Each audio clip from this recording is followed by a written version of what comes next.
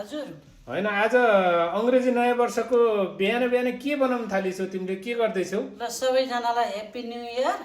मैले बिहान बिहानै आज यो अमला उसिनेर अनि यसको अलिकति खट्टीमिठी अचार बनाउँछु है अलिकति यसको तितौरा बनाएर यसो मसलाहरू पिरो मसलाहरू मोलेर यसो घाममा सुकाइदिनु पर्यो पछि खानलाई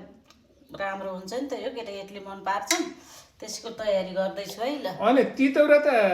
अरूको बनाउनेलाई के को अमलाको तितौरा बनाउँछ नि त फेरि तितौरा भने सिजेको पनि बन्छ कि तितौरा भने जस्तै कर्कलाको मात्र होइन अमलाको पनि बन्छ छोटो तितौरा हुन्छ पकाएर उमालेर खाने तितौरा होइन नि त यो अनि यो भित्रको दाना सबै फाल्नु पर्छ दाना त फाल्नु पर्यो यसले डिस्टर्ब गर्छ मसलाहरू मोल्दाखेरि दाना फाल्नु पर्छ तिम्रो नयाँ कामको सुरुवात यही अमलाको अचारबाट हो तितौराबाट हो बनाइरहने अचार हो ठुलो नयाँ त होइन अहिलेलाई नयाँ हो ल अरू त नयाँ वर्षबाट सुरु गरेको त होइन अब गराइहालौँ न भनेको ल त्यही पनि आज नयाँ वर्ष परेछ सबैजनालाई ह्याप्पी न्यू इयर सबैजनालाई ल बाई बाई